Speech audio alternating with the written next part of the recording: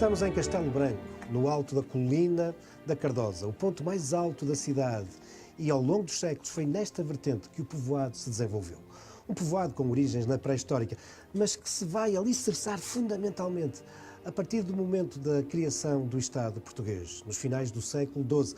Na altura, esses primeiros documentos não se referem ainda a Castelo Branco propriamente dito. Teremos que esperar pelos inícios do século XIII, uma altura em que o povoado está muito ligado aos Templários. Pela primeira vez começamos a ver escrito Castelo Branco. É também nessa altura que os Templários vão construir estas muralhas e este castelo aqui, bem no alto da Cardosa.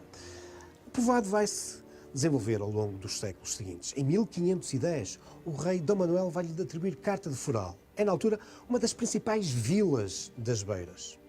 E, em 1771, o rei Dom José I vai elevá-la à categoria de cidade. O mesmo ano em que era também criada a Diocese de Castelo Branco. Mas, antes, muito antes do aparecimento desta Diocese e da sua Catedral, já existira neste território de Castelo Branco uma outra sede de Diocese. Não aqui em Castelo Branco, mas naquela que é hoje uma pequena aldeia, Idanha à Velha. Vamos conhecer a história da Catedral, das Catedrais de Castelo Branco.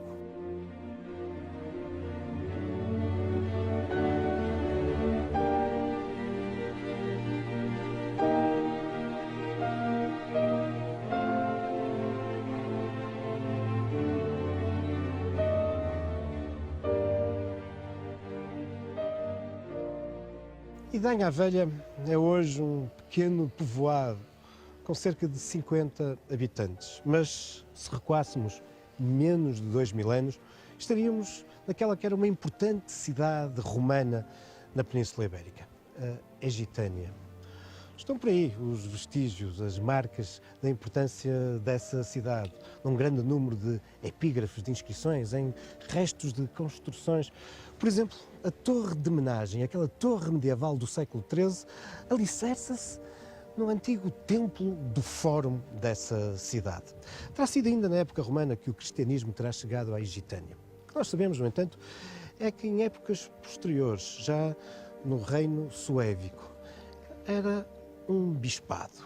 Ora, nessa altura, por volta do século VI, e depois, já durante o reino visigótico, sabemos que a sua importância religiosa é ainda sublinhada pelo facto de se tornar na sede de uma diocese, de uma grande e ampla diocese. Esta igreja, a Igreja de Santa Maria, é por isso, ou foi, se não a mais antiga, uma das mais antigas catedrais que existem no nosso país. É um templo, nos nossos dias, de dimensões muito reduzidas, mas a arqueologia vem revelando que foi seguramente muito mais complexo no passado e poderá ter tido outra dimensão bem mais alargada. Certo é que ao contemplarmos estas paredes exteriores, observamos diferentes estilos, diferentes épocas, que vêm sublinhar os muitos séculos que esta igreja possui. Quantos? Bom, esse é um tema que ainda hoje divide os historiadores da arte. Há quem defenda que ela possa ter origem nas próprias basílicas paleocristãs, desse tempo dos suevos e dos visigodos. Outros aconselham, no entanto, uma cronologia mais recente, do século IX. Poderia ter sido um templo islâmico, que foi depois cristianizado. Outros até defendem que sempre foi um templo cristão, construído ainda nesse mundo dos moçárabes, onde se cruza a influência cristã e árabe. Certo, é que estamos aqui perante uma igreja, um monumento, que ainda tem muitos segredos e muitos dados para revelar, no seu exterior, mas também no seu interior.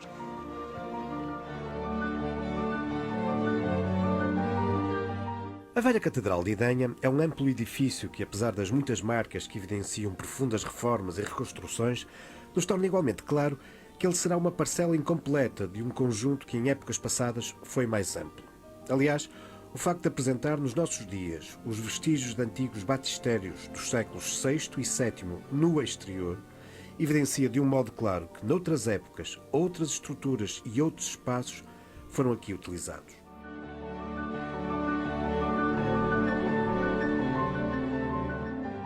Se o exterior nos coloca várias interrogações, bom, quando entramos no interior do monumento, somos invadidos pela perplexidade. É de facto uma estrutura diferente de tudo aquilo a que estamos habituados quando entramos numa igreja no nosso país. Alguns pormenores arquitetónicos, como é o caso dos arcos ultrapassados, bom, são evidentes dessa influência árabe, moçárabe, que está na origem de algumas das explicações que há pouco referimos. Mas há muitos outros motivos de interesse e que nos levantam também muitas interrogações.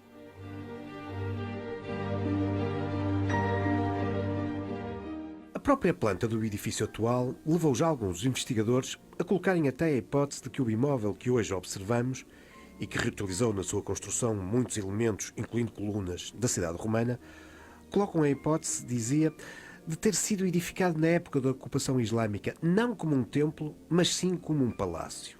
Outros colocam a possibilidade de estarmos em presença de um templo que pode ter abrigado uma expressão religiosa moçárabe, nestes tempos conturbados dos séculos IX a XI, em que, relativamente isoladas, estas comunidades podem ter desenvolvido soluções religiosas que fundiam o cristianismo com o mundo islâmico.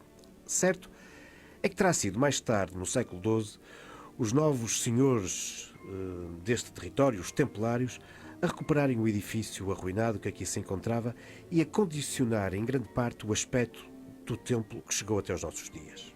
A partir daí, definitivamente, um templo, uma catedral católica, repleta de iconografia e símbolos cristãos que foram sendo avivados ao longo dos séculos.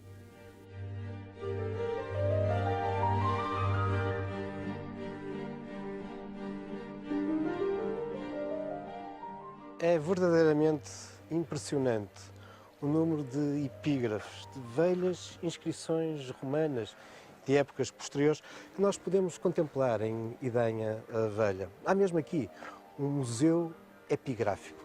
São inscrições, muitas delas monumentais, que nos vêm sublinhar a importância que a Egitânia possuiu durante séculos. Todavia, a partir do século VIII, com a invasão muçulmana, iremos assistir a uma forte decadência desta cidade. E de nada lhe valeu a reconquista, nomeadamente com o papel importante que aqui vão ter os templários. Afonso Henriques doou Idanha a Gualdino Pais, o mestre da ordem.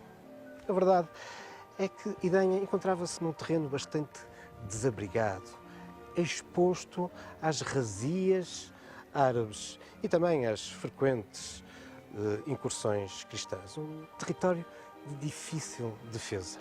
E por isso não admira que ainda nos finais do século XII, em 1199, o nosso segundo monarca, Dom Sancho I, vai transferir a sede da Diocese da Egitânia, daqui, de Idanha, para uma cidade muito mais estratégica. Aguarda.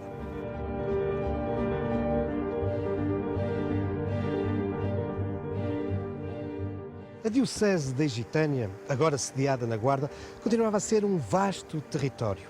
E por isso, durante os séculos seguintes, durante a Idade Média e a Idade Moderna, começa a ganhar força a ideia de dividir essa diocese, nomeadamente a sul da Serra da Estrela.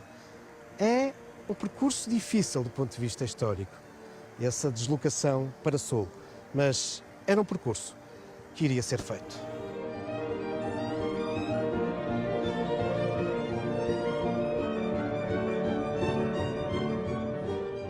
A forte dinâmica que Castelo Branco vinha registando desde o final da Idade Média, nomeadamente ao longo do século XV, XVI, vai culminar no início da década de 70 do século XVIII, com a elevação da vila à cidade, a mando do rei Dom José I.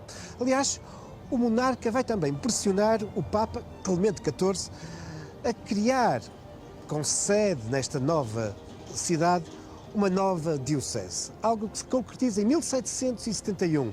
Nascia assim a Diocese de Castelo Branco, uma diocese que irá buscar territórios às dioceses da Guarda, de Porto Alegre e de Elvas. Ora, uma diocese precisa de uma catedral e aqui a opção era ou construir uma de raiz ou aproveitar uma igreja já existente. E foi essa a opção. A escolha recaiu naquela que era uma das mais antigas igrejas da região. A igreja de São Miguel, já registada no século XIII, nessa altura associada aos cavaleiros da Ordem do Templo, os templários. Aliás, muito recentemente, já nos inícios deste nosso século XXI, uma intervenção arqueológica, nomeadamente na cabeceira desta igreja, veio revelar a sua importância na Idade Média, tendo surgido mais de 3 dezenas de sepulturas em granito, na sua maioria datadas do século XIV e do século XV. Mas, quando no século XVIII é criada a diocese, obviamente o templo não tinha já esse aspecto medieval. Tinha sofrido muitas alterações a partir do século XVI e, fundamentalmente, no século XVII e no século XVIII. E, por isso, a igreja era já muito caracterizada, e até aos nossos dias, pela estética, pelo estilo que então dominava, o barroco. O barroco bem evidente aqui na fachada, mas também no interior do templo.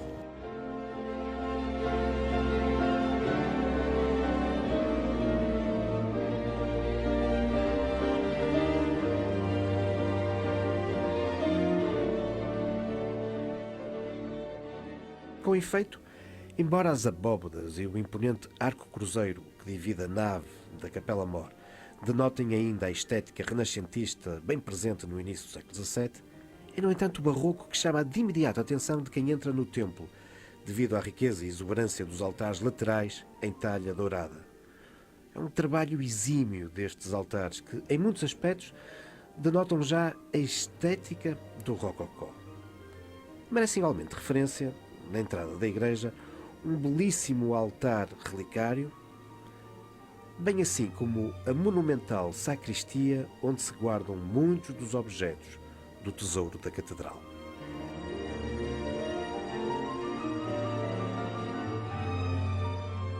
Ainda no interior da igreja de São Miguel da Concatedral de Castelo Branco, merecem referência as pinturas de Pedro Alexandrino que podemos contemplar no altar-mor, o seu retábulo e também na capela do Santíssimo. Pedro Alexandrino, que é um dos homens que domina a pintura no nosso país na segunda metade do século XVIII, um pintor barroco que tinha feito a sua formação com muitos dos grandes mestres que tinham operado no nosso país na primeira metade de 700. Mas Pedro Alexandrino vai já na segunda metade do século XVIII enveredar também pelo rococó francês, de que de resto será um dos mais notáveis e exímios pintores dessa corrente no nosso país. Mas é de facto um pintor fabuloso, também de uma enorme abertura. E já no final da sua produção, e Pedro Alexandrino morre em 1810, estava já a enveredar por um novo estilo, pelo neoclássico.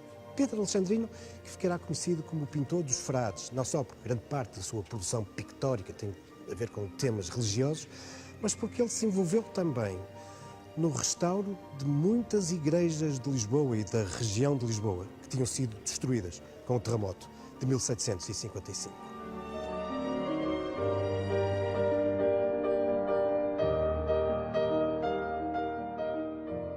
No âmbito do programa Rota das Catedrais, vêm sendo desenvolvidos nos últimos anos diversas intervenções de conservação, restauro e valorização do património da Concatedral, incluindo o restauro do altar-mor.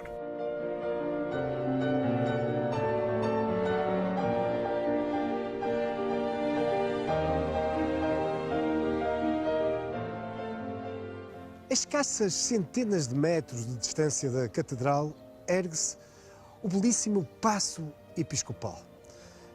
Uma obra que começou a ser edificada nos finais do século XVI, em 1596, a mando do bispo Dom Nuno Noronha. Bispo, nessa altura, bispo da Guarda.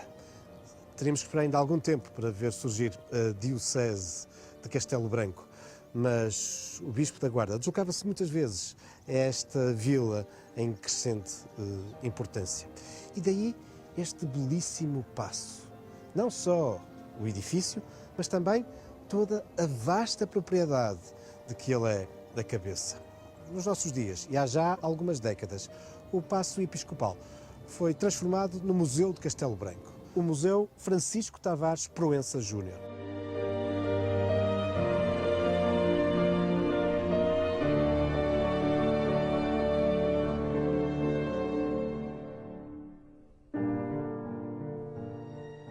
Paço Episcopal era com efeito a cabeça de uma vasta propriedade que incluía, para lá dos terrenos agrícolas, das hortas, pomares, também uma vasta mata e um jardim. Mas esse jardim, em boa verdade, só vai surgir em 1720. É hoje considerado um dos mais belos jardins do nosso país. Foi nesse ano que o bispo João de Mendonça chega a Castelo Branco, depois de ter estado 3 anos em Roma, onde contacta com todo esse mundo fabuloso do barroco. E aqui ele vai desenvolver este jardim muito estruturado, com lagos, estátuas, belos canteiros.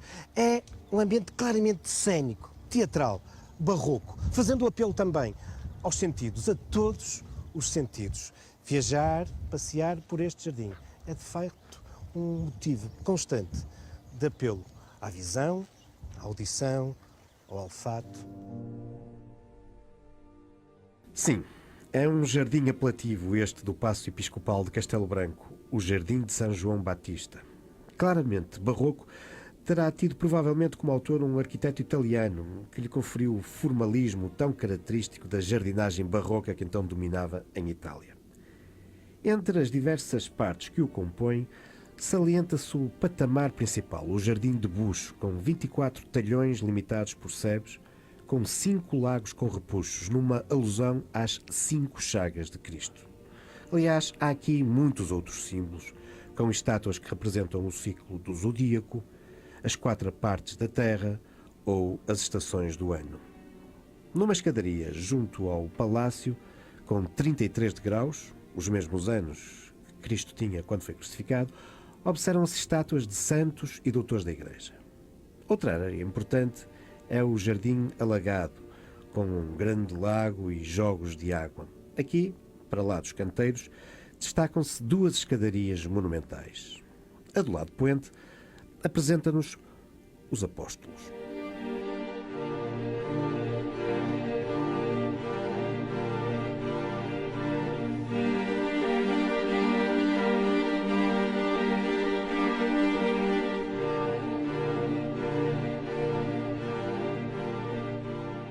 Mas aquele que é provavelmente o mais conhecido e icónico elemento deste jardim é esta escadaria, a Escadaria dos Reis. Estão aqui, com efeito, representados todos os monarcas portugueses, desde a origem da nacionalidade e até ao século XVIII, até Dom José I, até o momento em que é concebido este jardim.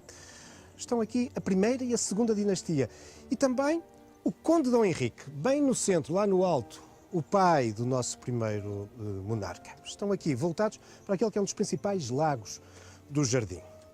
Quanto à 4ª dinastia, essa também está num lugar nobre. Está aqui nesta balaustrada debruçada sobre uma das áreas mais verdes e ajardinadas. Ora, 1ª dinastia, 2ª e 4ª dinastia. Falta, obviamente, a 3ª. A dinastia dos Filipes, aquela que coincide com o domínio espanhol do nosso país. Mas também ela está representada, claro que subalternizada, no fundo da escadaria e ainda por cima as estatuetas são de pequena dimensão. Veja-se aqui o caso de Filipe I, o Filipe II de Espanha, aquele que foi o homem que esteve à frente de um dos maiores impérios que a humanidade conheceu. E, no entanto, está aqui, pequenino, aos pés do nosso grande Dom João II.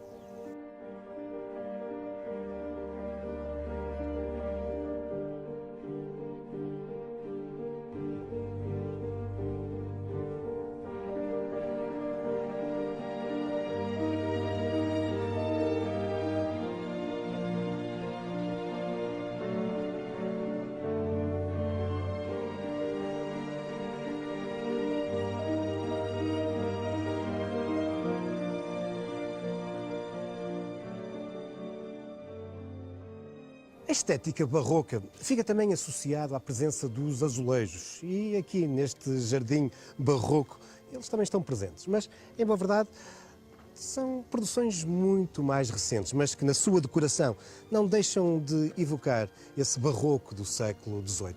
São painéis de azulejos que, entre outros motivos, nos apresentam os bispos, primeiro da Guarda e depois, da criação da Diocese, os bispos de Castelo Branco. Mas não foi muito longa esta história dos bispos de Castelo Branco, porque, criada a Diocese nos finais do século XVIII, ela viria a ser extinta em 1882, incorporada na de Porto Alegre. No entanto, em 1956 fez-se alguma justiça e a diocese passou a designar-se até hoje como a Diocese de Porto Alegre e Castelo Branco. E por isso a velhinha igreja de São Miguel é hoje a concatedral. Mas não deixa de ser interessante esta história de Castelo Branco, esta sua constante ligação a diferentes dioceses. É também desta evolução histórica administrativa que é feita a história das nossas dioceses. Enfim, motivos para continuarmos a trilhar a rota das catedrais.